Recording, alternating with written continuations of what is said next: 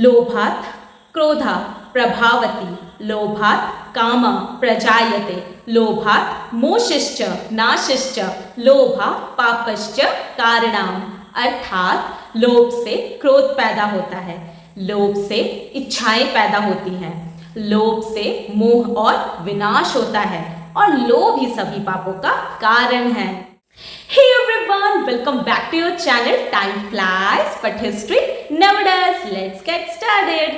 आइए आज हम उस विद्वान के बारे में जाने जिनकी नीतियों ने राजनैतिक और कूटनीति के सिद्धांतों को एक नया आयाम दिया। चाणक्य, जिन्हें कौटिल्य या विष्णुगुप्त भी कहा जाता है, उनका जन्म लगभग 4वीं शताब्दी ईसा पूर्व में हुआ था। बचपन से ही वे बहुत बुद्धिमान थे और उनकी असाधारण प्रतिभा को देखकर उनके पिता ने यह पहचान लिया था कि उनमें कुछ खास करने की क्षमता है। इसी प्रतिभा को देखते हुए उनके पिता ने उन्हें उस समय के सर्वश्रेष्ठ शिक्षा केंद्र तक्षशिला विश्वविद्यालय भेजा ताकि वे अपनी शिक्षा पूरी कर सके। तक्षशिला में उन्होंने राजनैतिक विज्ञान, अर्थशास्त्र, दर्शन शास्त्र, सैन्य रणनीति और चिकित्सा जैसे विषयों में गहरी महारत हासिल की। अपनी शिक्षा पूरी करने के बाद वे उसी विश्वविद्यालय में आचार्य बन गए और आने वाली पीढ़ियों को पढ़ाने लगे।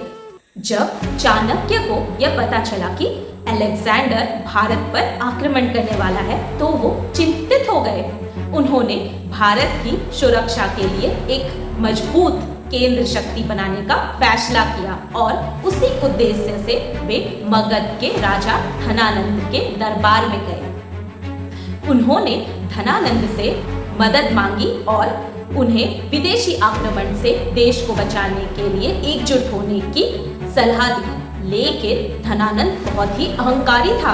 उसने चाणक्य की सादगी और उनके विचारों का मजाक उड़ाया और उन्हें दरबार से बाहर निकाल दिया। जैसे ही धनानंद ने उनका अपमान किया, चाणक्य ने तुरंत अपनी शिखा यानी चोटी खोल दी और प्रतिज्ञा लिया कि प्रतिष्ठियोति चाणक्य प्रतिज्ञां करुते चाय महानंतम विनाशया नंदो हनिष्याति माया। यानी चाणक्य ये प्रतिज्ञा करते हैं कि मैं नंद वंश का विनाश के लिए प्रतिबद्ध हूँ और मैं नंद का वध करूंगा।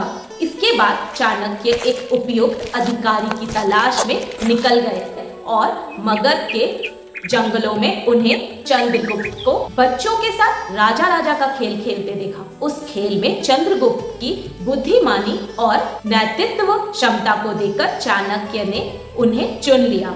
चाणक्य ने चंद्रगुप्त की माता से आज्ञा लिया और फिर उन्हें तक्षशिला ले गए, जहां उन्होंने चंद्रगुप्त को राजनीति, सैनिक युद्ध और कूटनीति का ज्ञान प्रशिक्षण दिया। नंद साम्राज्य को उखाड़ फेंकने के लिए उन्होंने सीधा पाटलिपुत्र पर हमला ना करके पहले बॉर्डर एरिया पर ध्यान केंद्रित किया और उन्हें कमजोर किया। इसके लिए चाणक्य ने आसपास के छोटे राज्यों और जंगली कबीलों के साथ गठबंधन बनाया और गुरिल्ला युद्ध के लिए तैयार किया और जहां वो ऐसा ना कर सके वहां राशन आपूर्ति को बंद कर दिया। साथ ही चाणक्य ने अपने जासूसी जाल का उपयोग करके धनानंद के दरबारी और मंत्री रक्षा के बीच मतभेद पैदा किया और जनता को धनानंद के अत्यधिक करों के खिलाफ भड़काया। इस तरह उन्होंने एक मजबूत स्ट्रैटेजी बनाकर नंद साम्राज्य को जड़ से उखाड़ फेंका और चंद्रगुप्त को मगध का सम्राट बनाया। आज की वीडियो मैं यहीं समाप्त करती हूँ। मैं एक सीरीज लेकर आ रही हूँ जिसमें चाणक्य के अर्थशास्त्र को हम बिल्कुल आसान भाषा में समझेंगे। मिलेंगे अगले सीरीज में। Don't forget to do like, share and subscribe. Thank you for watching. Bye bye.